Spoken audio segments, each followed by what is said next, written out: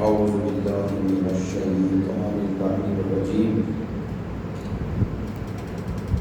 بسم الله الرحمن الرحيم الحمد لله الذي جعلنا من المتمسكين بولاية أمير المؤمنين والأئمة المعصومين صلوات الله عليهم أجمعين الحمد لله رب العالمين الذي خص بخلافته المؤمنين وجعل العاقبة للمتقين والجنة للمطيعين والنار للكافرين والمنافقين الخائنين الذين جعلوا القرآن غديرا وأفسدوا في الأرض وأضاعوا الدين وتفقهوا بغير علم ولا يقين والصلاة والسلام والتحية والإكرام على سيدنا ومولانا حبيبنا وحبيب قلوبنا شفيعنا أبي القاسم محمد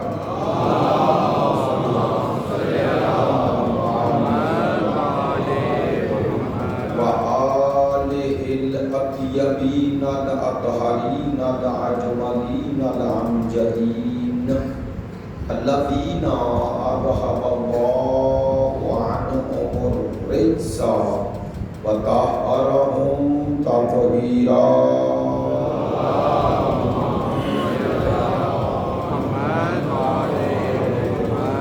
واللعنة الدائمة على منكري فضائلهم وغاصبي حقوقهم من الآن إلى قيام يوم الدين أما بعد فقد قال سبحانه وتعالى في كتابه المجيد بسم الله الرحمن الرحيم ونريد أن نمن على الذين استضعفوا في الأرض ونجعلهم أئمة ونجعلهم الوارثين ونمكن لهم في الأرض ونري فرعون وهامان وجنودهما منهم ما كانوا يحذرون صدق الله العلي العظيم إن الله وملائكته يصلون على النبي يا أيها الذين آمنوا صلوا عليه وسلموا تسليما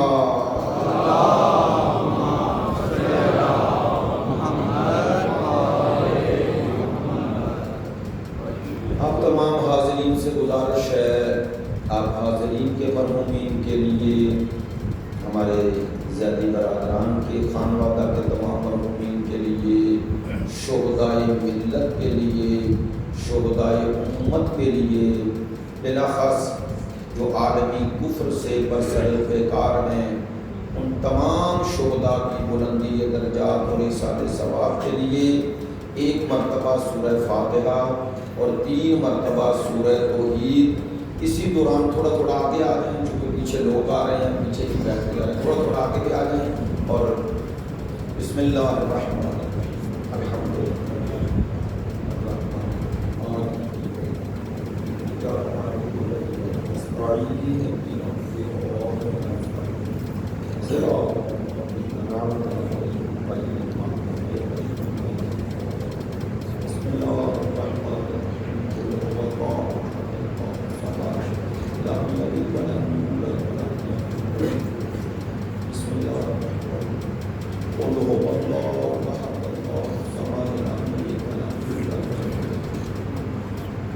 بسم اللہ الرحمن الرحیم قل هو اللہ احد اللہ أحد لم يلد ولم يولد ولم يكن له كفوا أحد اللهم اغفر للمؤمنين والمؤمنات والمسلمين والمسلمات الأحياء منهم والأموات تابع لهم بيننا وبينهم بالخيرات إنك مجيب الدعوات إنك على كل شيء قدير بحق محمد وآلہ الطیبین. آپ حاضرین کی صحت و سلامتی کے لیے، مقامات مقدسہ کی حفاظت کے لیے، مجاہدین اسلام اور مدافعین حرم اہل بیت کی کامیابی اور کامرانی کے لیے، دشمنان دین یزیدیت، ناصبیت، خارجیت کی نیستی اور نابودی کے لیے، تعجیل ظہور امام تمام کے لیے، ہمارے ملک کے استحکام کے لیے،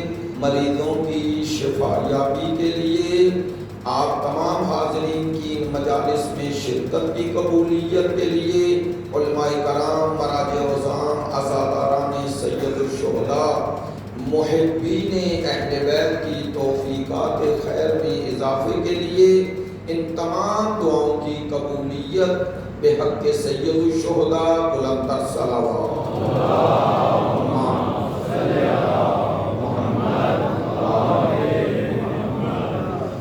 واجب الاحترام معزز و مکرم حاضرین مجلس، محبان اہل بیت، پیروان مکتب ولایت، عاشقان مکتب شہادت، سلسلہ گفتگو عشرۂ محرم الحرام کی دوسری مجلس ہے. کل تمہیدی گفتگو میں اپنے موضوع کی وضاحت میں یہ عرض کیا تھا کہ قرآنی آیات کی روشنی میں ہم نے اس عشرۂ محرم میں عقیدہ مہدویت کی قرآنی بنیاد، احادیث ختمی مرتبہ اور احادیث معصومین میں اس کی وضاحت کیا ہے، انشاءاللہ وہ آپ کی خدمت میں اور اس سے مربوط دوسرے مسائل عرض کروں گا.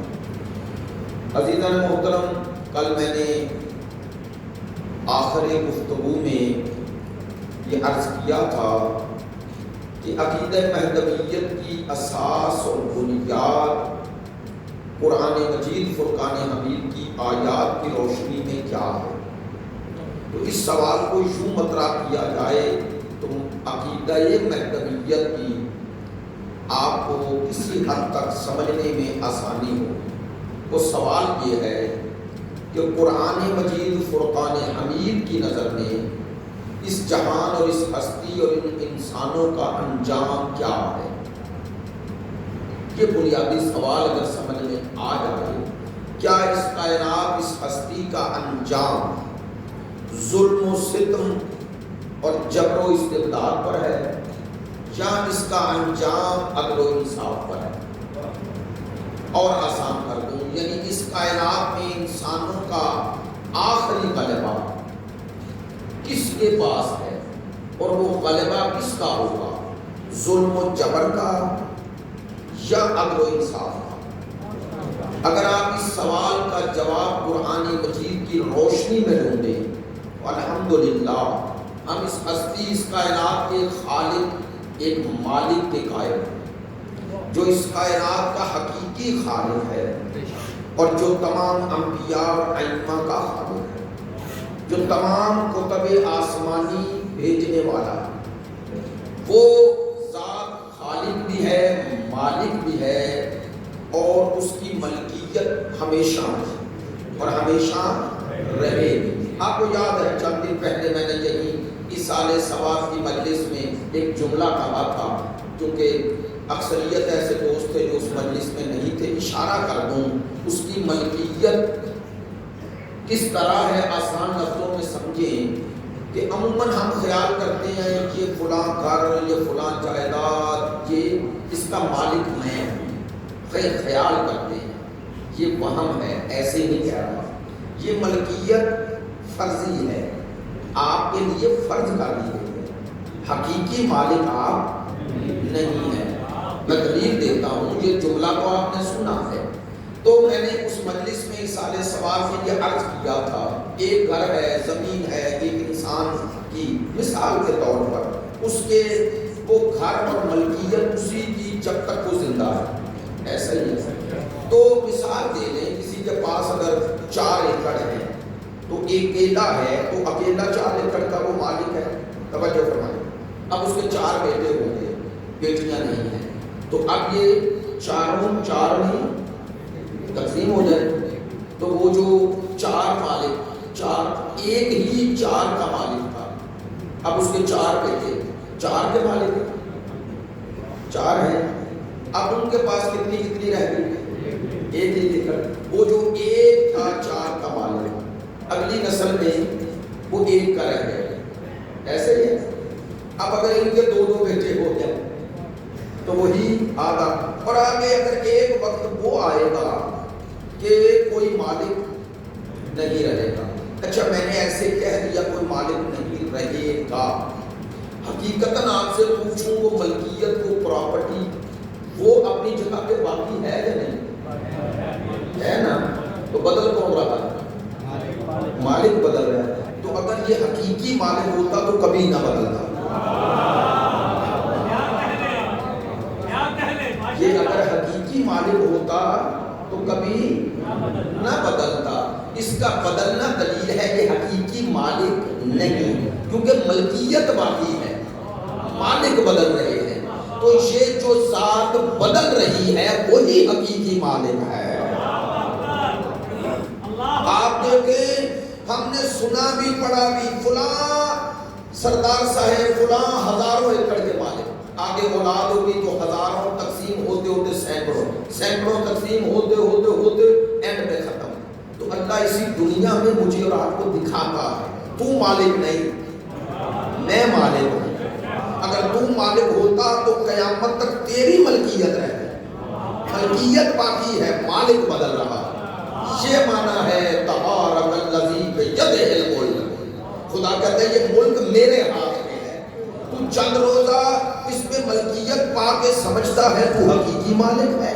تو جملہ اور آسان کر دوں، اگر تو حقیقی مالک ہوتا تو قبر میں جاتے ہوئے تجھے اسی ملکیت میں دفن کیا جاتا۔ خدا کہتا ہے کس پہ اتنا اترا رہا ہے، تکبر کر رہا ہے، لے خدا کی قسم انسان کس پہ تکبر کرے؟ جو ملکیت ہے نا، ملکیت اس میں دفن بھی نہیں ہوتا۔ اچھا یہ قبرستان کس کی ملکیت ہے؟ کوئی دعویٰ کرے گا میری قبرستان ملکیت ہے؟ تو یہی ہماری زندگی کا انجام ہے، ہم دفن بھی وہاں ہوتے ہیں جو کسی کی ملکیت نہیں ہے۔ تو وہ بتا رہا ہے تجھے تو دفن بھی وہاں کیا جاتا ہے جو تیرے نام نہیں ہے، لیکن جہاں تو دفن ہو رہا ہے وہ بھی میرے نام ہے، میرے نام ہے۔ تو میں نے اس لیے عرض کیا وہ مالک حقیقی ہے، تو مالک حقیقی کی یہ معنی، وہ خالق، وہ مالک، وہ رازق ہے۔ اب آج چونکہ تھوڑا سا میں چاہتا ہوں کہ اسی مجالس کے ضمن میں ہی کچھ باتیں چلیں، لائٹلی انداز میں آگے بڑھتی بھی رہیں اور چھوٹی چھوٹی بات سمجھنا آسان ہوتا ہے۔ اب لفظ رازق بھی میں نے کہہ دیا، تو رازق کا معنی کیا ہے؟ اب رزق دینے والے سے مراد کیا ہے؟ روٹی دینا، گندم دینا، مادرا چاہتا۔ کیوں بلا ہم نے ان معنی کو سمجھا نہیں؟ تو ہم ایسی باتوں میں پڑ گئے جو فضیلت نہیں ہے، خدا کی قسم فضیلت نہیں ہے۔ مادرا چاہتا ہوں جملہ سخت نہ کروں، ہم بعض چیزوں کو جو ائمہ کی طرف نسبت دینے لگے نا ہمیں معلوم ہی نہیں، حقیقت معلوم نہیں، اس لیے بتانا چاہتا کہ یہ ائمہ کی فضیلت بیان کر رہے ہیں، اگر اس ڈیپتھ میں جا کے دیکھتے تو پتہ چلتا تھا کیا کہہ رہے ہیں، لیکن چونکہ پتہ نہیں اس لیے کہہ دیتے ہیں، چونکہ عوامی ذہن سے سوچتے ہیں۔ میں نے یہیں پر عرض کیا تھا کچھ سال پہلے، عوامی ذہنیت یہاں تک پہنچ جاتی ہے کہ قرآن مجید نے جو تمثیلیں دی ہیں نا، تمثیلیں سمجھانے کے لیے، لوگ اس تمثیلوں کو حقیقت سمجھ لیتے ہیں۔ قرآن مجید کا مشکل ترین مرحلہ بلا کیا ہے؟ متشابہات۔ متشابہ اس لفظ کو کہتے ہیں کہ جو لفظ سے آپ سمجھ رہے ہیں، اللہ کا مقصود وہ نہیں۔ توجہ نہیں ہوئی؟ مثلا معصوم نے فرمایا کہ اللہ نے قرآن کو چند حصوں میں تقسیم کر دیا، معصوم نے فرمایا امیر المومنین نے فرمایا کیسے؟ فرمایا ایک حصہ اللہ نے ہر کسی کے لیے رکھا، عام اور خاص سب کے لیے، عامی کے لیے بھی رکھ دیا۔ کہا ان آیات میں کوئی دقت کی ضرورت نہیں، صرف الفاظ کا ترجمہ سمجھ میں آ گیا تو معنی سمجھ میں سننا معصوم رہا، مثالیں نہیں دیتا۔ بس انہوں نے فرمایا ایک حصہ عامی خاص سب کے لیے۔ کیوں؟ فرمایا اگر قرآن عام اور خاص دونوں کو سمجھ میں نہ آتا تو اللہ کی حجت دلیل اہتمام کیسے ہوگی؟ بھائی اگر ایک بندہ کہ مجھے سمجھ میں نہیں آیا اس پر دلیل کیسے بنے؟ توجہ ہوئی؟ معصوم نے فرمایا ایک حصہ اللہ نے سب کے لیے رکھا، ایک حصہ فرمایا قرآن میں عام کے لیے نہیں خاص کے لیے، جس کے پاس خاص علم ہے وہ ان لطائف اور حقائق کو سمجھ سکتا ہے، اس کے لیے مقدمات طے کرنے پڑتے ہیں۔ اچھا فرمایا تیسرا حصہ خواص میں بھی اولیاء کے لیے، اور فرمایا چوتھا حصہ متشابہات کی تعبیر ہے، فرمایا وہ صرف ہمارے پاس ہے، ہم معصومین کے پاس ہے۔ کیوں؟ فرمایا تاکہ قیامت تک جھوٹے اور سچے داعی قرآن میں فاصلہ ہوتا رہے، وارث قرآن میں فاصلہ ہوتا رہے۔ متشابہات قرآن مجید کی وہ آیات ہیں جن کا علم راسخون فی العلم کے پاس ہے۔ قرآن نے کہا ہے وَالَّذِي أَنزَلَ عَلَيْكَ الْكِتَابَ مِنْهُ آيَاتٌ مُحْكَمَاتٌ هُنَّ أُمُّ الْكِتَابِ وَأُخَرُ مُتَشَابِهَاتٌ۔ اللہ نے کہا میں نے اس قرآن کو دو حصوں میں تقسیم کر دیا، محکمات جو اس کتاب کا محور و مرکز ہے، ومتشابہات، اور متشابہات بھی اسی میں نازل کی۔ کیوں؟ اب آئیں آج یہ پیغام لے جائیں فَأَمَّا الَّذِينَ فِي قُلُوبِهِمْ زَيْغٌ فَيَتَّبِعُونَ مَا تَشَابَهَ مِنْهُ۔ جو بھی قرآن ہے خدا کہہ رہا ہے میں نے محکم اور متشابہ دونوں نازل کی، لیکن اللہ کہتا ہے جن کے دلوں میں زنگ لگ گیا، فَأَمَّا الَّذِينَ فِي قُلُوبِهِمْ زَيْغٌ، جن کے دلوں میں زیغن یعنی زنگ لگ گیا ہے۔ تو یہ زنگ ایسے ہے یا تمثیل ہے؟ یہ زنگ لگنے کا کیا معنی ہے؟ یہ جس طرح ظاہری لگا ہوتا ہے تمثیل کیا مراد ہے؟ کہ ان کے دلوں میں حق کے سامنے پردہ اور آسان کرنا، یار باتیں سمجھے گے تو بات کا نتیجہ نکلے گا۔ ہماری زندگیوں میں میں نعرے کے لیے بات نہیں کرتا ہوں، دلوں میں زنگ لگنے کا یہ معنی ہے نا کہ دل جو صاف و شفاف سے نہ رہے۔ تو کس سے زنگ لگ گیا؟ ہوا و ہوس سے، خواہشات نفس سے، جہالت سے، انا سے، یہ تمام چیزیں زنگ ہیں دل کا۔ سب سے بڑا زنگ کیا ہے؟ انا، تکبر۔ پر پتہ ہے آپ سمجھتے ہیں تکبر یہ انسان کے ساتھ بہت بڑا نہیں، تکبر کا ایک ترجمہ یہ ہے انسان جس شے کو نہیں جانتا اور پتہ ہے میں نہیں جانتا، لیکن اب یہ سوچ کر اپنی جہالت کو کا اقرار نہ کرے یا سامنے والے کو نہ کہے کہ میں نہیں جانتا تو لوگ کیا کہیں گے، اتنا بڑا ہے اسے نہیں آتا، تو اس کا معنی اپنے اندر اپنے کو کچھ سمجھ نہیں آتا، اسی کا نام کبر ہے۔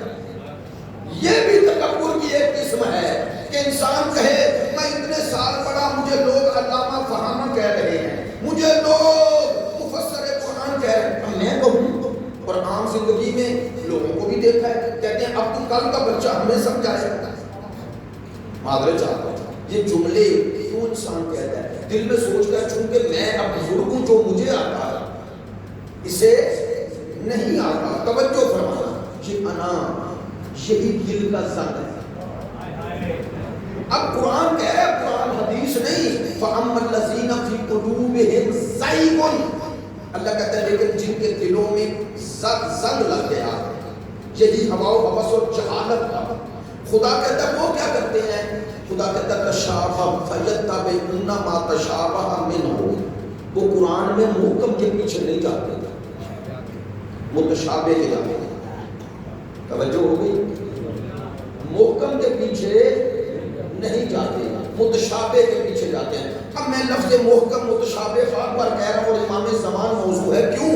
امام زمان قرآن مجید کے حقیقی مفسر ہیں، وہ آئیں گے تو قرآن کو حقیقی معنی میں دنیا میں واضح کریں گے، میں یہ غلط تکفیریوں نے، ناصبیوں، خارجیوں، دشمنان اہل بیت نے تشیع پر الزامات لگاتے ہیں. شیعہ اس قرآن کے قائل نہیں، اسی کے قائل ہیں. پائے بسم اللہ سے لے کر سینے والناس تک قائل اسی کے ہیں. الفاظ قرآن یہی ہیں. لیکن ہم کہتے ہیں امام کے پاس وہ تفسیر قرآن ہے جو تفسیر قرآن مولا علی سے چلی ہے اور بارہویں تک پہنچی ہے، اور مولا علی کے پاس وہ تفسیر ہے جو مصطفیٰ نے بلا واسطہ دی ہے، اور مصطفیٰ کے پاس وہ تفسیر ہے جو خدا نے بلا واسطہ دی ہے. یہ مانا ہے یا قرآن کے الفاظ. اللہ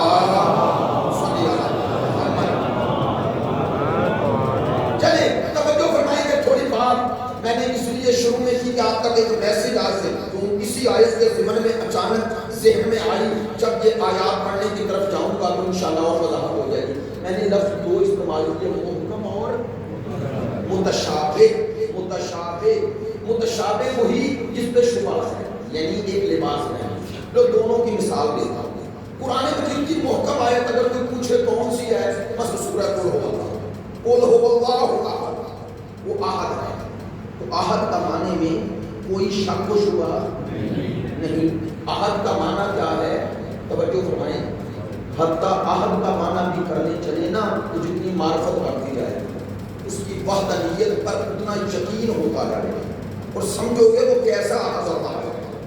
نہیں سنیے، ایک واحد ایک معنی کرتے ہو نا. اللہ ایک نہیں، جزاک اللہ. خدا ایک نہیں، وہ یکتا ہے. اہل زمان اس لفظ کا معنی سمجھتے ہیں. اگر اہل زمان کو ایک معنی نہیں، یکتا ہے، وہ یکتا ہے، ایک نہیں. میں عوامی بات نہیں کر رہا، لہجہ بلاغہ کے خطبے کا معنی کر رہا. مولا فرماتے ہیں اللہ ایک نہیں، یکتا. ایک کا معنی بتاؤں، مثال دے رہا ہوں. آپ نے کہا یار کتنے لوگ ہیں، مثال کے طور پر آپ نے ان سے گننا شروع کیا تو آپ نے کہا 1 2 3 4 گن لے آئے ان پر دیکھو. مثال دے رہا ہوں، آپ نے کہا 500 600 ایسے ہی. دوبارہ آپ نے کہا یار دوبارہ گنو گے تو اب آپ ادھر سے گننا شروع کریں تو کیا انہیں کہیں گے؟ تو پہلے کیا کہا 500، اب کہہ رہے ہو گے تو اس کا معنی یہ ایک بھی ہے 500 بھی ہے. یہ ایک میں بھی شامل ہیں 500. ان سے شروع کرو تو ایک ہے، ختم کرو تو 500. ایسے ہی ہے. تو یہ ہے عدد میں. مولا فرماتے ہیں اللہ ایسا ایک نہیں جس کا دوسرا ہو. فرماتے ہیں باقی سب تعداد میں ایک ہیں، وہ ذات میں ایک ہے.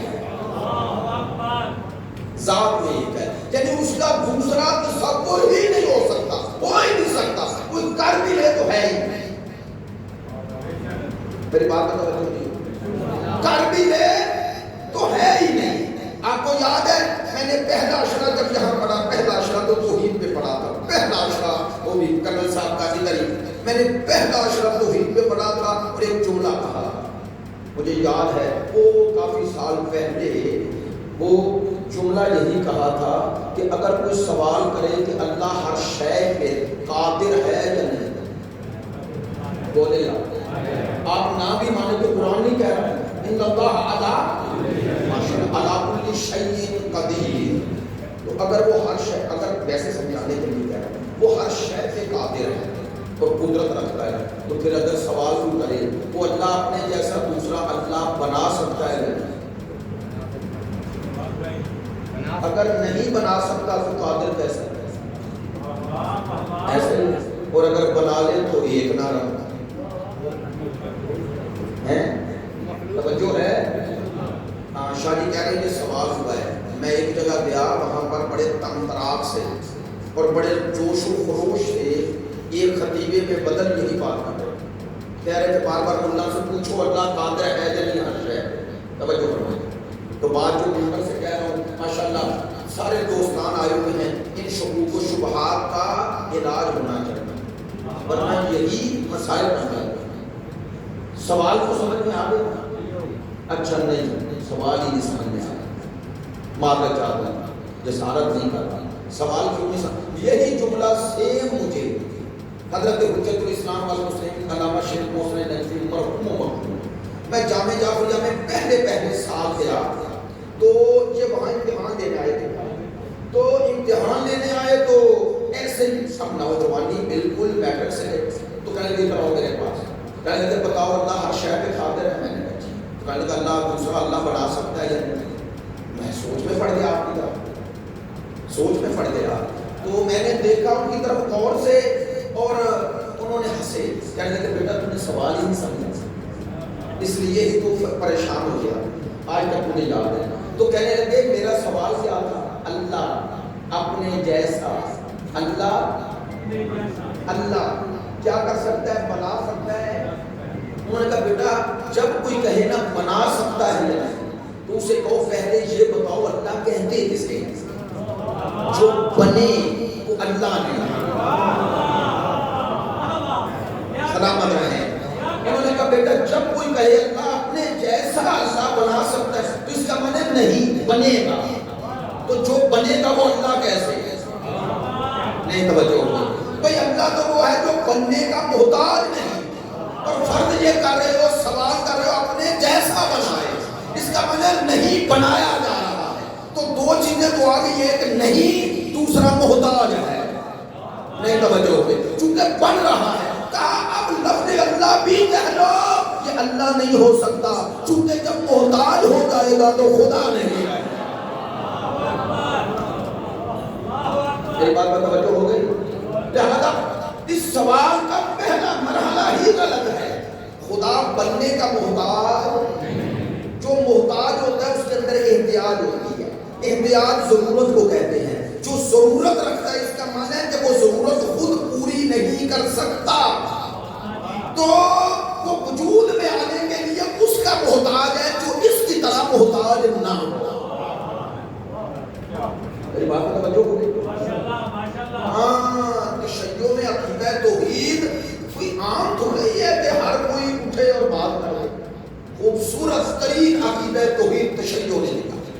میں تعصب نہیں کہہ رہا، کسی تعصب کی بنیاد پہ نہیں کہہ رہا، خدا کی قسم حقیقت نہیں کہہ رہا۔ کاش ہمارے ممبروں پہ نہج البلاغہ کے خطبے دیکھ کے پڑھے جاتے۔ میں نے ایک دفعہ کہا تھا 45 خطبے مولا علی کے میں نے الگ کیے تھے، 45 خطبے نہج البلاغہ میں جن کا موضوع ہی صرف توحید ہے۔ چلو پڑھے لکھے سیدھا کلمہ آتا ہے ماشاءاللہ، اتنی تعداد میں محرم کے بعد مشکل ہو جاتا ہے، اس لیے کہہ رہا ہوں تاکہ آپ تک یہ پیغام پہنچے۔ کبھی آپ نے سوچا کہ مولا علی نے یہ سارے خطبے کب دیے؟ ان باتوں کو سوچا بھی کرو، سوچا بھی مولا کائنات نے ان میں سے ایک خطبہ بھی رسول خدا کی زندگی میں نہیں دیا۔ ممبر سے کہہ رہا ہوں، ذمہ داری سے کہا، ایک خطبہ بھی سرکار کی موجودگی میں، تو سوال ہے کیوں نہیں دیا؟ کیا اہلیت نہیں تھی؟ صلاحیت نہیں تھی؟ ہے نا، صلاحیت تو ہے، انا مدینۃ العلم وعلی، تو وہ شہر علم تھے یا نہیں؟ سرکار کی زندگی میں تھے یا نہیں؟ سرکار کے علم کے وارث تھے یا نہیں؟ تو پھر خطبہ کیوں نہیں دے رہے؟ توجہ فرمانا، آج شیعہ سنی دونوں تشیع کا یہ اعلان اور ایمان لے جاؤ، اس لیے اہلیت ہے، صلاحیت ہے، لیکن علی خطبے نہیں دے رہے۔ کیوں؟ بتا رہے ہیں جب استاد ہے تو شاگرد نہیں بولتا، ہائے ہائے ہائے ہائے، بتا رہے ہیں کہ مقام ادب ہے، یار کاش میرا جملہ پہنچے، بتا رہے ہیں یہ مقام ادب ہے، یہ ہے میرا علی جس میں اہلیت ہے، لیکن چونکہ مصطفیٰ ہے تو بول نہیں رہے، تو دنیا سوچے علی مقام نبوت کو کہاں لے گئے؟ بتا رہے ہیں اہلیت ہو بھی تو چپ رہنا، اس کے حضور چپ رہنا۔ فرمایا کسی کے اہل ہونے کی بڑی دلیل یہ ہے کہ اس کے سامنے لب گشائی نہ کرے۔ سوچتے رہنا میں نے کیا کہا ہے۔ فرمایا مقام ادب کی ایک دلیل یہ ہے کہ اہلیت ہوتے ہوئے چپ رہے، لہذا بتایا جسے مقام ادب مصطفیٰ کا علم اور معرفت ہوگی وہ اہلیت رہے گا، جو نااہل ہوگا وہ اس کے حضور بول پڑے گا، وہ اس کے حضور بول پڑے گا۔ اچھا چلو جملہ ادھورا نہ رہ جائے، معذرت چاہتا ہوں کہ میں نے عرض کیا کہ رازق، خدا رازق ہے۔ اس رازق ہونے کا معنی کیا ہے؟ معنی تو آنا چاہیے، معذرت چاہتا ہوں۔ پتہ ہے اللہ کے رازق ہونے کا معنی کیا ہے؟ مثال دیتا ہوں، آپ نے ایک دانہ زمین میں بویا، دانہ، وہ بیج بویا، بیج ہی ہے نا، تو اس کو ایک ہی رہا، پھیلتا گیا، اچھا وہ گندم یا چاول کی شکل میں آ گیا، ایسے ہی آپ نے اسے کاٹ دیا، تو دیکھو پہلے ایک بیج سے کتنے بن گئے؟ اس کے رازق ہونے کا معنی سمجھو۔ ہاں وہ صرف روٹی تھوڑی دیتا ہے، وہ پیچھے جتنا پروسیس طے کر کے آتے ہیں، وہ جتنا پروسیس پیچھے طے کر کے آتے ہیں اس پر بھی غور کرو، کیسے بیج بویا وہ ایک نہ رہا، اب وہ کاٹ لی گندم یا چاول کی شکل میں، تو اب ایسے گندم کھا لو، کیا کرو گے؟ پیسنا ہے، آٹا بنانا ہے، تو اگر آپ دو پارٹوں کے درمیان، یا آج الیکٹرانک مشینیں آ گئی ہیں، اس میں رکھ دو، آپ سمجھو الیکٹرانک مشین چلا رہے ہیں، اس مشین میں طاقت ہے، وہ ایندھن ہے نا، جو بھی ہے بیٹری ہے، تو بیٹری میں بھی طاقت ہے، وہ کون دے رہا ہے؟ آپ نے جدید دور میں سمجھا کہ اب اللہ کا کام، یہ نوجوان بچوں کی بات ہے، ایسا تھوڑا ہی ہے، اس کے پروسیس پیچھے جاؤ، اس کو کون یہ طاقت دے رہا ہے؟ اچھا آپ اگر آٹا پیسنے کی صلاحیت ہی اللہ نے دی تو گندم پڑی رہے، کھا کے دکھاؤ، سوچ رہے ہیں آپ؟ اچھا سوچ رہے ہیں، چونکہ میں بات کوئی ایسی نہیں کر رہا کہ جس میں آپ کی داد ہو، میں چاہتا ہوں آپ سوچیں، وہ رازق ہے، مانا کیا؟ آپ نے اس گندم کو پیسنا ہے تو آٹا بنے گا، آٹا نہ بنے تو کسی کام کی ہے، تو وہ اگر اہلیت ہی چھین لے، آٹا بنے وہ گندم پڑے گا، بیکار ہو گئی، نہیں تو بیکار ہو گئی۔ اچھا آٹا بن گیا، اب آٹے کو ایسے کھا لو، معذرت چاہتے ہیں، تھوڑا توجہ فرمائیں، یہ باتیں عوامی نہیں ہیں، اس کے پیچھے مقام درس ہے۔ ایت اللہ جوابی عامری کا کیا خوبصورت جملہ ہے، کہتے اس دنیا میں دو طرح کے لوگ ہیں، کچھ عبرت لیتے ہیں، کچھ تماشائی ہیں۔ کہتے ہیں تماشائیوں کو پتہ نہیں چلتا یہ کیا ہے، مقام عبرت والا ایک ایک جگہ پر سوچتا ہے، کیوں میرا امام ہر لقمے کے ساتھ سجدے میں گر جاتا ہے؟ امام سجاد ہر لقمہ منہ میں ڈالتے پھر سجدے میں جاتے، پھر لقمہ، دیکھنے والے کا مولا اتنا سجدہ، فرمایا سجدہ شکر کر رہا ہوں، کس کو یاد کر، فرمایا اگر وہ یہ لقمہ اٹھانے کی ہی ہمت نہ دے، ہمت نہ دے تو کیا کروں گا؟ اچھا معذرت چاہتا ہوں، بات تاکہ آپ کے اور میرا جو مجلس کا معنوی اور روحانی ماحول بنا ہے، میں چاہتا ہوں بات ایک اینڈ تک پہنچا دوں، صرف 2 سے 3 منٹ، پھر میں آج کے موضوع کے حوالے سے کچھ اشارہ کروں گا، توجہ فرمانا۔ یہ رازق ہے، وہ گندم بن گئی، وہ گندم آٹا بن گیا، آپ نے کہا آٹا گوندو، تو اس گوندنے کے لیے کیا چاہیے؟ پانی چاہیے، تو پانی میں اگر یہ اہلیت نہ ہو کہ وہ آٹے کو ملائے اور اسے اس شکل میں لائے، اچھا چلو یار آٹا بھی بن گیا، گوند بھی دیا، آگ پہ رکھ دو، اللہ آگ سے جلانے کی اہلیت دے دے، اب پڑھا رہے ہیں وہ روٹی بن گئی؟ ہاں نہیں بنے گی، اگر آپ کو اہلیت دی ہے تو روٹی بنے، اچھا روٹی بھی بن گئی، منہ میں رکھ لو، میدے میں چلی گئی، تو میدے میں جب گئی تو آپ کا تو اختیار ہی ختم تھا۔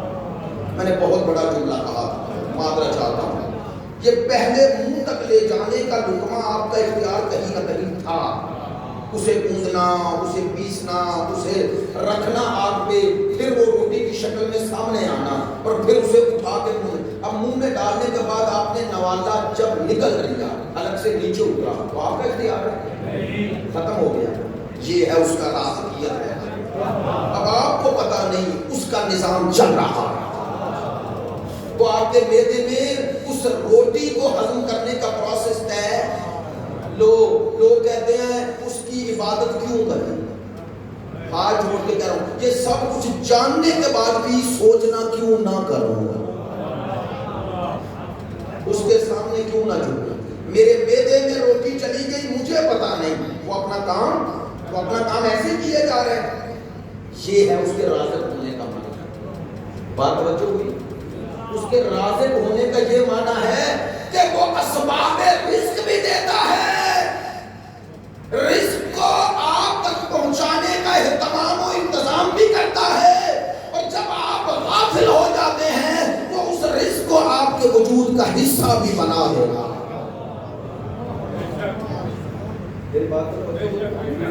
وہ مالک، وہ رازق، وہ خالق۔ اب وہ خالق، مالک، رازق، وہ حکیم ہے یا نہیں؟ حکیم حکمت سے ہے، حکیم ہے یا نہیں؟ میرے ساتھ رہنا، یاد بات میں چاہتا ہوں، حکیم ہے، وہ عادل ہے یا نہیں؟ تو اچھا اب سوال وہی آ گیا، اگر وہ عادل حکیم ہے، حکمت سے کائنات کو خلق کیا، تو سوال ہے یا اللہ، کل جو جواب چھوڑا تھا، یا اللہ جو پوری کائنات کو خلق کیا ہے اس میں کوئی حکمت ہے، تیرا عدل ہے؟ تو عدل کا یہی تقاضا ہے یہ ظالموں، فاسقوں، فاجروں پر دنیا ختم ہو جائے؟ آپ کا جواب ہوگا عدل کا تقاضا یہ نہیں۔ تو اس کا معنی عدل کا تقاضا یہ ہے کہ ان ظالموں پر دنیا ختم، جو جملہ کہہ رہا ہوں اسی انداز میں کہہ رہا ہوں تاکہ آپ اس کی معنویت و روحانیت کو جذب کر لیں۔ وہ ہستی جو اللہ کی حکمت اور عدالت پر زندہ دلیل بن جائے اسے امام زمان کہتے ہیں۔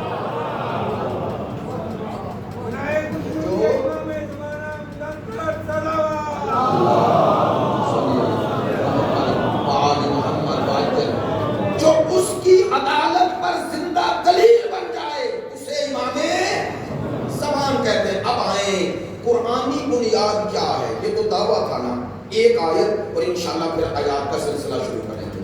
سورہ صف، سورہ فتح، سورہ توبہ، تین جگہ ایک ہی آیت کا تکرار ہوا ہے، تین جگہ۔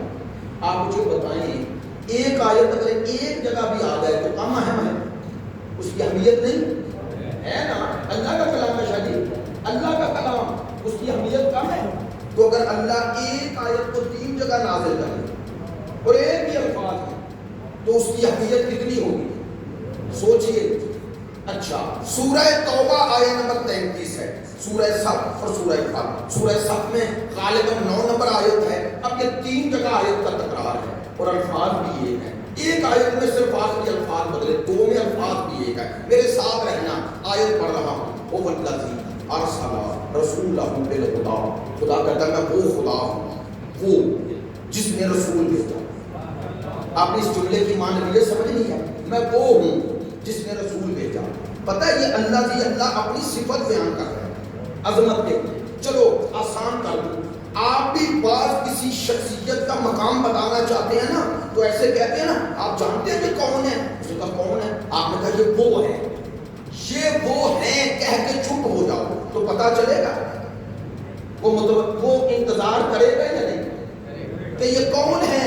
تو یہ وہ ہے، اس کے بعد جو بیان کرو گے اس کی صفت ہوگی یا نہیں؟ صفت ہوگی، اس کا کمال ہوگا۔ خدا کہہ رہے ہیں میں وہ ہوں۔ پروردگار تو کون ہے؟ الذی، میں وہ ہوں، ارسل رسولہ، جس نے یہ رسول بھیجا۔ وہ کہہ رہے ہیں میں وہ ہوں جس نے یہ بھیجا۔ تو جسے دیکھ رہے ہو وہ یہ ہے اور جسے پہچاننا ہے وہ ہے۔ تو سوچو اس مصطفیٰ کا مقام کیا ہوگا جو اللہ کے تعارف کا ذریعہ بن جائے۔ اچھا خدا میں کوئی عیب، کوئی ریب ہے تو بے عیب کبھی عیب دار کو اپنے تعارف کا ذریعہ نہیں بنا۔ سوچتے رہنا وہ بے عیب تو جسے بنایا وہ بھی بے عیب۔ وہ والذی، میں وہ خدا، میرے ساتھ رہیے گا، صرف آج ترجمہ آپ تک پہنچ جائے اور لطف آئے گا۔ الذی ارسل رسولہ، میں وہ خدا ہوں جس نے یہ رسول بھیجا۔ یہ رسول بھیجا کس کے ساتھ؟ بالہدی، ہدایت کے ساتھ۔ میں نے ہدایت کے ساتھ بھیجا۔ تو ایک جملہ کہہ رہا ہوں، مصطفیٰ ہادی بن کے آئے ہیں، آ کر نہیں بنے۔ سلامت رہے۔ میں نے معذرت چاہتا ہوں، میں ایک طالب علم ہوں لیکن چاہتا یہ ہوں کہ ممبر پہ عام ڈگر ہٹی کہ اچھر باتیں اور بے وقت باتوں کی جگہ وہ باتیں لیں جو مطلب اہل بیت کے شایان شان ہیں۔ اللہ کی قسم رات میں اسلام آباد تھا، مجھے دوستوں نے بتایا کہ کئی اہل سنت برادران آئے ہیں اور انہوں نے باقاعدہ بتایا ہم آئے ہیں اور کیوں آئے ہیں۔ انہوں نے کہا جو کچھ ہم سے آج تک کہا گیا ایران نے ثابت کر دیا وہ سب غلط ہے۔ لوگ آپ کی طرف متوجہ ہیں، کاش کوئی مذہب کا درد رکھنے والے ہوں جو سمجھے کہ آج دوسروں کو مکتب بتانا ہے، دوسروں کا دل نہیں دکھانا، انہیں سمجھانا ہے مکتب آل محمد کیا ہے، آپ کے پاس کیا ہے یہ بتائیں، یہ سمجھائیں۔ وَالَّذِي أَرْسَلَ رَسُولَهُ بِالْهُدَىٰ، میں وہ خدا ہوں جس نے یہ رسول بھیجا کس کے ساتھ؟ بالہدیٰ، ہدایت کے ساتھ۔ میں نے جملہ کا بالہدیٰ، بے ہے ہدایت کے ساتھ آئے ہیں مصطفیٰ، یعنی آ کر ہادی نہیں بنے، ہادی بن کے آئے ہیں۔ تو کیا کہنا چاہتا ہوں؟ اس کا معنی ہے اللہ نے مصطفیٰ کو یہاں بھیجنے سے پہلے مصطفیٰ کی ہدایت خود کی ہے، تاکہ قیامت تک کسی کے ذہن میں نہ آئے کہ یہاں آنے کے بعد کتنی دیر ہدایت کے بغیر رہا ہے۔ کہا میں نے بھیجا ہی ہادی بنا کر، لو اللہ کے بنائے اور ہم میں یہی فرق ہے، ہم ہدایت پانے والے ہیں، اللہ اسے ہادی بنا کر بھیجتا ہے۔ اس لیے جس کا ذکر کر رہا ہوں وہ مہدی ہے۔ آج جملہ پہنچے، مہدی کیسے ہی اسے ہیں جو ہدایت یافتہ آ کر ہدایت نہ پائے۔ وَالَّذِي أَرْسَلَ رَسُولَهُ بِالْهُدَىٰ، میں وہ خدا ہوں جس نے اپنے رسول کو ہدایت کے ساتھ بھیجا۔ تو بھئی جو میرا مطمع نظر ہے وَالدِّينِ الْحَقِّ، اور اپنے رسول کو دین حق کے ساتھ دو چیزیں لے کے آئے مصطفیٰ، ایک ہدایت، ایک دین، صرف دین نہیں، وہ دین جو حق ہے۔ تو کسی کو شک ہے سرکار پر جو دین اترا وہ حق ہے یا نہیں؟ اچھا آپ کہیں گے میں اگر پوچھوں کیسے حق ہے، آپ نے کہا اللہ نے کہا، پھر پوچھوں کیوں، آپ کہیں گے اللہ حق ہے۔ تو بھیجنے والا حق، جس جبرائیل کے ذریعے بھیجا وہ حق، جس مصطفیٰ پہ بھیجا وہ حق، جس دین کو بھیجا وہ حق۔ جب یہ تسلسلی حق کا ہے، بھیجنے والا حق، جس کے ذریعے بھیجا حق، جس پر بھیجا حق، جس دین کو بھیجا وہ حق، ہاتھ جوڑ کر طنز نہیں کر رہا، اتنا پوچھتا ہوں جو مصطفیٰ کے بعد وارث بنے گا وہ بھی حق ہی ہوگا، اسے بھی حق ہونا چاہیے۔ تو اب میرا وہ موضوع الگ ہے، ایک جملہ تو ضرور کہوں گا، شاید اسی لیے مصطفیٰ نے فرمایا تھا علی مال حق والحق مالی، حق علی کے ساتھ ہے اور علی حق کے ساتھ ہے، یعنی حق علی کے پاس نہیں ساتھ ہے۔ آپ کو یاد ہے میرا جملہ اکثر دہراتا ہوں ساتھ اور پاس کے فرق کے لیے، کہ جسے میری بات سمجھ میں آ رہی ہے نا وہ آخر میں بھی بیٹھا ہے تو ساتھ ہے، اور جسے سمجھ میں نہیں آ رہی وہ پاس بھی بیٹھ گئے تو ساتھ نہیں ہے۔ سرکار نے فرمایا حق علی کے پاس نہیں ساتھ ہے۔ اچھا بولنا قرآن حق ہے یا نہیں؟ تو اگر میں قرآن اٹھا لوں اور خود جھوٹ بولوں، خود لوگوں پہ ظلم کروں اور پڑھوں آیات اور آیات بھی کروں مخالفت بولے، تو قرآن تو حق ہے نا، تو میں نے پاس بھی رکھا ہوا ہے تو فائدہ دے گا نہیں دے گا نا، یہ ہے معنی۔ پاس ہے ساتھ، ساتھ اسی کے ہے قرآن جو قرآن پہ عمل کرے۔ سرکار نے فرمایا علی حق کے اور حق علی کے پاس نہیں ساتھ ہے۔ نہیں جملے کی وضاحت ایسے کرتا ہوں، سرکار فرما رہے تھے نہ حق علی کو چھوڑتا ہے نہ علی حق کو چھوڑتا ہے۔ اچھا میں بار بار بار بار لفظ حق علی کہہ رہا ہوں، لو سنو علامہ اختر عباس شیخ الجامعہ کا کیا خوبصورت جملہ فرمانے لگے اسی حدیث کے ضمن میں، کہنے لگے حدیث جہاں رک جاتی تو یہی معنی کرتے حق علی کے ساتھ علی حق کے ساتھ۔ کہتے سرکار نے دست دعا بلند کیے اور فرمایا اللہم عدل الحق حیث ما ہو دار علی، یا اللہ حق کو ادھر پھیر جدھر علی جائیں۔ نہیں توجہ ابھی بھی ہوئی، لو جملہ کہتا ہوں، وہ فرماتے تھے علی اور دنیا میں یہی فرق ہے، ہم ڈھونڈتے ہیں حق مل جائے، حق ڈھونڈتا ہے علی مل جائے۔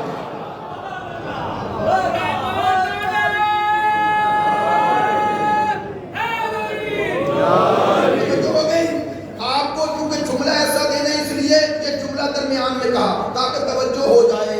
یا اللہ حق کو ادھر پھیر جدھر علی جائیں۔ پتہ ہے اس کا معنی کیا ہے؟ ایک معنی جو بندہ حکیم میں نے کرتا ہوں، میں اکثر کہتا ہوں سرکار اس جملے میں ہماری ہدایت کر رہے تھے، کاش جملہ پہنچے، ہدایت کر رہے تھے۔ وہ کیا؟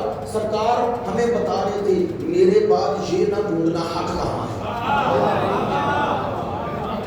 فرمایا میرے بعد یہ نہ ڈھونڈنا حق کہاں ہے۔ کیوں؟ فرمایا ممکن ہے تم حق ڈھونڈنے نکلو اور کوئی نہ حق کی جگہ پہ بیٹھا ہو اور تم اسے یہ حق سمجھ لو۔ فرمایا میرے بعد یہ نہ ڈھونڈنا حق کہاں ہے، میرے بعد یہ ڈھونڈنا علی کہاں ہے۔ میرے بعد یہ ڈھونڈنا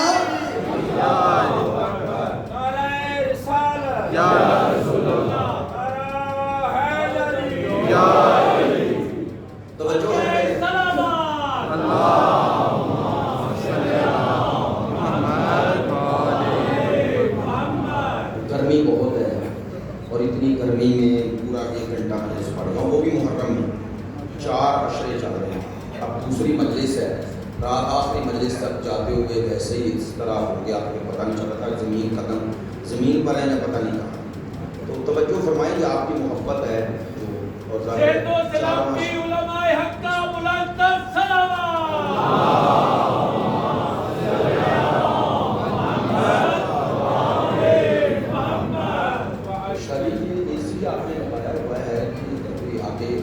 میں وہ اٹک میں پڑھا تھا، اشراف انہوں نے ایک کام کیا تھا کہ آگے وہ پیپر نہیں ہوتے جو سفید باہر اور اندر دونوں نظر بھی آتا ہے، وہ لگا کے کم از کم اے سی چلا دیے تھے، تو کچھ نہ کچھ مومنین کو سہولت مل جائے تو اچھی بات ہے۔ میری تائید کریں گے؟ ہاں اچھا نہیں، چلو باہر والے اندر زیادہ آ گئے، ایسا ہوگا نا، اور پہلے آئیں گے اور پہلے پائیں گے ٹھنڈی ہوا۔ چلیں میں بات سمیٹ لیتا ہوں۔ وہ الذی ارسل رسولہ بالہدی ودین الحق لیظہرہ علی الدین کلہ۔ لو سننا یار بات توجہ فرمانا، معذرت چاہتا ہوں جو آپ کے انتظامات ہیں جیسے چل رہے ہیں، صبح صبح اتنی گرمی نہیں۔ وہ الذی میں وہ خدا ہوں جس نے رسول کو ہدایت کے ساتھ بھیجا، ودین الحق اور دین کیوں بھیجا؟ یہ ہے نتیجہ کیا، کیوں بھیجا؟ لیظہرہ علی الدین کلہ، تاکہ یہ دین حق ہر دین پہ غالب آئے۔ کون غالب آئے؟ دین حق غالب آئے۔ کل تشریف وضاحت کروں گا مکمل، ایک جملہ کہہ جاتا ہوں تاکہ میرے ساتھ جڑے رہو۔ یہ آیت کب نازل ہوئی؟ مانگا سرکار پر کتنے سو سال پہلے؟ 1400 سال۔ تو 1400 سال پہلے اپنا اعلان کر رہا ہے یہ دین حق ہر دین پر غالب، صرف مشرکین پر نہیں، ہر دین پر۔ ہاتھ جوڑ کے کل وضاحت اور روایات کی روشنی میں بتاؤں گا کہ اس کا مصداق کون ہے، اور انشاءاللہ آپ متوجہ ہیں اور بہت خوبصورتی سے سنتے ہیں اور بات کو پک کر لیتے ہیں۔ مجھے بتاؤ اس آیت کا مصداق آج 2025 تک، آج تک رونما ہو گیا ہے؟ دین حق سے مراد اگر اسلام ہی لوگے نا، اب چھوڑو شیعہ سنی، مسلمان اسلام کو ہی دین حق سمجھتا ہے یا نہیں؟ تو اتنا ہی سوال ہے کہ یہ آیت کہہ رہی ہے ہر دین پہ غالب آئے، تو بتاؤ آج 2025 میں یہ آیت کیا بتا رہی ہے؟ غالب آ گیا؟ تو اگر نہیں آیا تو آیت تو کہہ رہی ہے غالب آئے گا۔ اس کا معنی آیت کا معنی ابھی باقی ہے، مصداق ابھی باقی ہے۔ آج جملہ پہنچے، اس آیت کا مصداق ابھی باقی ہے۔ کل بتاؤں گا آیت کی ایک تفسیر ہوتی ہے، ایک تطبیق ہوتی ہے۔ تفسیر وضاحت ہوتی ہے، تطبیق ہر دور میں منطبق کرنا، اس آیت کو منطبق کرنا۔ اور آپ نے توجہ فرمائی ہے تو مجھے حوصلہ ہوا، ورنہ شاید چھوڑ دیتا، لیکن اب کل وضاحت کروں گا۔ تو میں نے جو آپ کو دعوت فکر دی، سورہ صف، سورہ فتح، سورہ توبہ، 3 جگہ آیت ہے۔ اللہ اعلان کر رہا ہے یہ دین حق ہر دین پہ غالب آئے گا۔ آج یہی صرف سوچنا اور پوچھنا دوسرے برادران سے بھی، آیت کہہ رہی ہے دین غالب آئے گا، اب تک آیا تو نہیں، تو اس کا معنی ہے آئے گا، تو بتاؤ کس کے ذریعے آئے گا؟ سوال ہے نا، کس کے ذریعے آئے گا؟ آخری جملہ قبلہ کہہ رہا ہوں اور خدا کی قسم میں یہ جملہ کہہ کے امید رکھتا ہوں کہ آپ سوچتے رہیں گے اور آپ کے سامنے در کھلیں گے۔ قرآن ہے، ہدایت ہے، قرآن ہدایت ہے۔ میرے مولا علی نے کہا قرآن کے دسترخوان پہ بیٹھو، یہ تمہیں دے گا، ہدایت دے گا، شرط یہ ہے تقوی کے ساتھ بیٹھو۔ قرآن کے متشابہات اور محکمات دونوں کو لو اور متشابہ کی تفسیر محکم سے توجہ فرمائیں۔ اب جو بات آپ کی خدمت میں کہنا چاہ رہا ہوں، کل انشاءاللہ محکم متشابہ کا معنی بتا دوں گا۔ ابھی دیکھیں میرے ذہن میں آیا، رٹی نہیں ہوتی باتیں تو بعد میں بات نکل جاتی ہے، میں نے کہا موضوع سے دور نہ ہو جاؤں۔ آیت کے آخری جملے کیا کہہ رہے ہیں؟ وَلَوْ كَرِهَ الْمُشْرِكُونَ، ایسے ہی وَلَوْ كَرِهَ الْكَافِرُونَ، دو ہیں۔ ایک یہ ہے اللہ کہتا ہے یہ دین حق غالب آئے گا، کہتا اللہ کہتا ہے مشرک اور کافروں کو یہ پسند نہیں، یہ غالب آ رہا ہے۔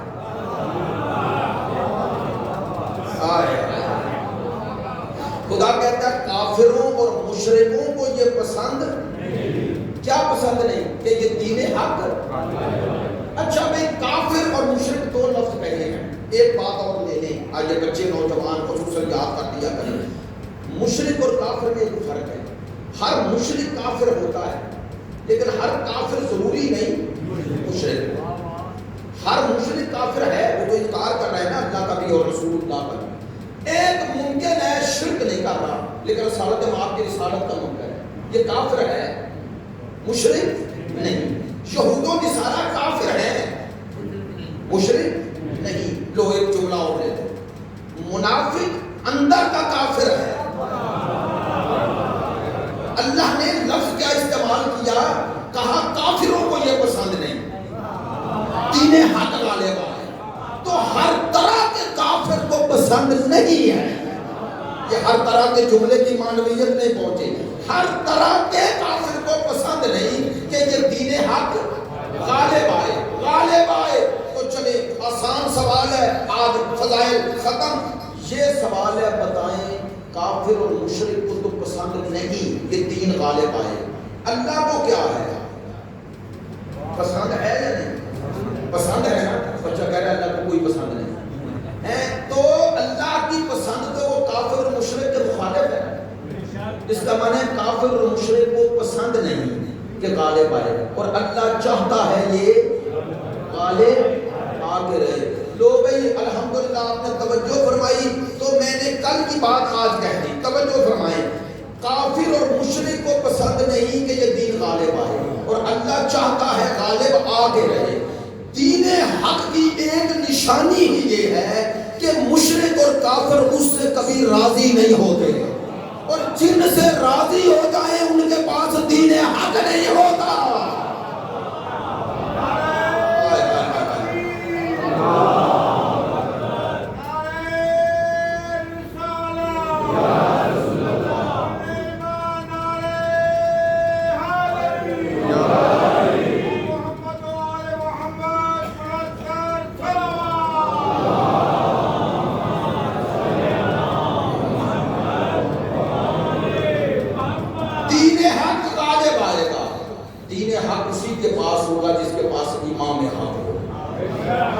امام حق سے نکلے تو دین یا یزیدی بن جاتا ہے، یا سفیانی بن جاتا ہے، یا مروانی بن جاتا ہے۔ محمدی دین اسی کے پاس ہے جس کے پاس محمد کے بنائے ہوئے ہیں۔ حسین کربلا میں دین حق کا نتیجہ، جو حسین کے پیچھے نہیں ان کے پاس دین حق نہیں، دین حق نہیں ہے۔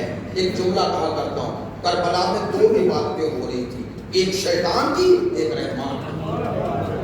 جو امام کے دائرے سے نکلتا ہے اس کی عبادت شیطان کی ہے، وہ حقیقت عبادت خدا پا ہی نہیں سکتا۔ حسین نمائندہ حق، حسین اللہ کا نمائندہ، اسی لیے سب چپ تھے، حسین نے کہا میں خاموش نہیں رہ سکتا۔ دوسرے دین کو ماننے والے ہیں نہ دین کو بچانے والا، دین بچانے کے لیے چلے ہیں مدینے سے، مدینے سے چلے ہیں۔ کل میں نے یہ جملہ کہا تھا 5 دن بھی مدینے جاؤ تو چھوڑنا مشکل ہے۔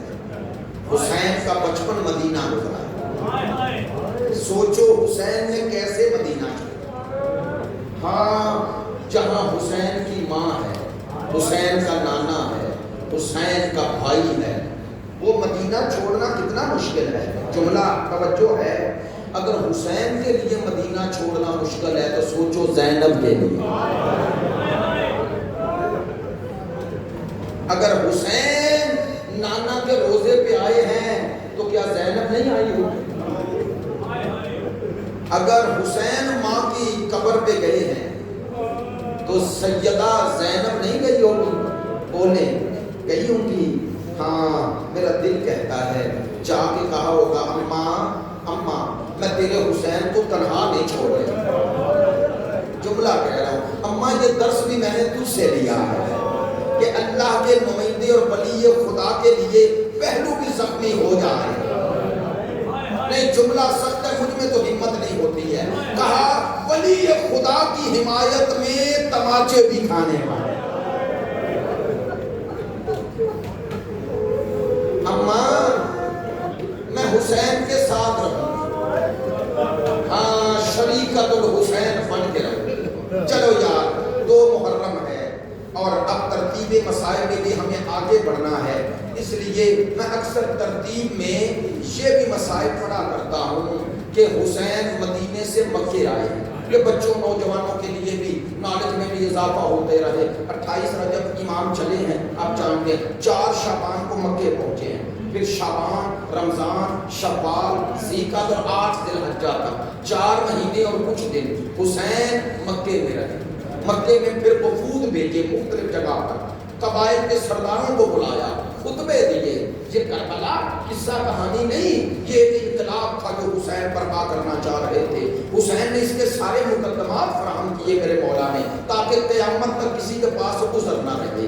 سرداروں کو بلایا، ایام حج پر بھی خطبے دیے، اور پھر 8 ذی الحجہ کو حسین مکہ چھوڑا۔ میں معذرت کے ساتھ، انسان کی جتنی معرفت ہوتی ہے نا کسی شے کی، اس کی قلبی تعلق اتنا ہوتا ہے، ایسا ہی ہے نا۔ میں طنز نہیں کر رہا، آپ ایک اہل سنت کو ساتھ لے کے کربلا چلے جائیں، آپ کا رویہ اور ہوگا، وہ محب اہل بیت بھی ہو تو رویہ اور ہوگا، آپ کے گریے کی کیفیت اور ہوگی۔ آپ تو کربلا کو دیکھیں گے تو پھر چپ کیسے رہیں گے؟ ممکن ہے ان پر وہ کیفیت آئی کیا؟ اس لیے وجہ یہ ہوتی ہے کہ پیچھے ایک سابقہ ہوتا ہے معرفت کا، قلبی تعلق کا۔ اس لیے یہ جملہ کہا تاکہ اس جملے کو سمجھو۔ خدا کی قسم ہمیں مکے کی عظمت کا پتہ نہیں، حسین سے بہتر کون سمجھا؟ یہ مکہ اللہ کی توحید کی کا سمبل ہے، علامت ہے۔ حسین 8 ذی الحجہ کو، البتہ ایک بات آپ نے سن بھی لی ہے، اب آ بھی گئی ہے میڈیا پر بھی، امام حسین نے حج کا قصد نہیں کیا، چونکہ معصوم شریعت کی مخالفت نہیں کر۔ عمرہ تمتع کے بعد امام نے پھر احرام ہی نہیں باندھا، یعنی اگلا حج کا احرام ہی نہیں باندھا۔ اس لیے یہ لفظ کہنا ٹھیک ہے کہ حج کو ادھورا چھوڑ دیا، یہ کہنا غلط ہے کہ حج کے احرام چھوڑ دیے، توڑے نہیں، احرام باندھے ہی نہیں، احرام باندھے ہی نہیں، چونکہ حسین جانتے تھے میں نے اب کیا کرنا۔ کیوں؟ تاکہ 8 ذی الحجہ پر لوگ آ رہے ہیں اور حسین جا رہا ہے۔ دیکھیں، اور یہ سوال ہر کوئی کرے کہ نبی کا نواسہ کیوں جا رہا ہے؟ نہیں، ابھی بھی نہیں بات پہنچی۔ ہر کوئی سوال کرے مکے کا وارث کیوں جا رہا ہے؟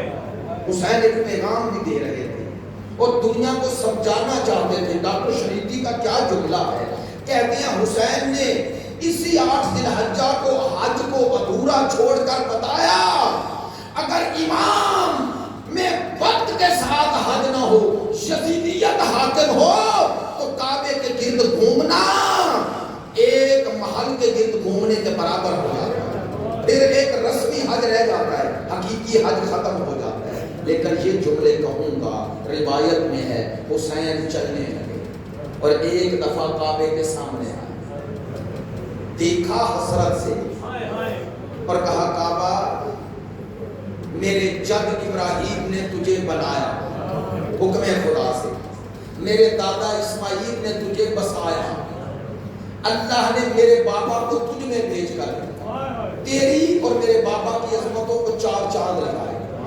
کہا تجھے بتوں سے پاک میرے بابا نے کیا. یار میں غلط کہہ رہا ہوں؟ کعبہ تیرے ساتھ جو میرا تعلق ہے وہ کون جانے گا؟ تجھے بتوں سے پاک میرے بابا نے کیا. تجھے قبلہ، تو کعبہ تھا، قبلہ نہیں تھا 2 ہجری تک، تجھے قبلہ میرے نانا نے بنایا. تیری طرف رخ کر کے نماز پڑھنے کی حسرت کی.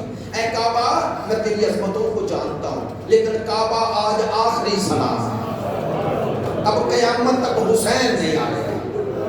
کہا کعبہ مجھے دکھ ہے کہ میں تیرا حج مکمل نہ کر سکا، سننا، لیکن کہا وعدہ کر رہا ہوں حج چھوڑ کے اس لیے جا رہا ہوں کہ تیرے حج کے ایک ایک مناسک کو بچاؤں. اب میں ایک تمثیلی مسائل پڑھا کرتا ہوں، اس لیے کہہ رہا ہوں کہ کوئی یہ پوچھ نہ لے، لیکن اس میں کوئی جھوٹ نہیں. کہا کعبہ تیرے ایک ایک مناسک حج کو بچاؤں گا. کیسے؟ کہا تیرے پاس کوئی آتا ہے نا احرام باندھ لیتا ہے، پتہ ہے احرام اعلان کس کا ہوتا ہے کہ اب اس سے کسی کو خطرہ نہیں اور کسی کو اسے کچھ کہنے کا اختیار نہیں. فرمایا تیری حدود میں آ کے بندہ پرامن ہو جاتا ہے. کعبہ میں بھی حج بچاؤں گا. فرق اتنا ہے تیرا حج 10 ذی الحجہ کو ہوگا، میں حج 10 محرم کو بچاؤں گا. کعبہ میں وعدہ کر کے جا رہا ہوں تیرا ایک ایک رکن بچاؤں گا. تیری حدود میں آنے والا پرامن ہو جاتا ہے. میں 2 محرم کو کربلا پہنچوں گا، 4 محرم کو مجھ پہ پانی بند ہو جائے. جملہ بدل دوں، کہا ہر کوئی پانی پیے گا، وہ نہیں پیئیں گے جن کے صدقے میں یہ پانی ملا. کہا کعبہ میں جب 4 محرم کو پانی بند ہوگا، 3 دن خیموں میں پانی رہے گا، 7 محرم سے میرے بچے پیاسے ہو جائیں. کعبہ تیرے حج کو بچانا ہے، تیرے مقصد کو بچانا ہے. فرق اتنا ہے تیرا احرام باندھنے والا ہر خطرے سے پاک ہو جاتا ہے. یہ طواف کرتا ہے، 7 چکر لگاتا ہے. کہا میں بھی کربلا میں تیرے اس رکن کو زندہ کروں گا، میں بھی چکر لگاؤں گا. فرق اتنا ہے تیرے 7 چکر ہیں، میرے 70 ہوں گے.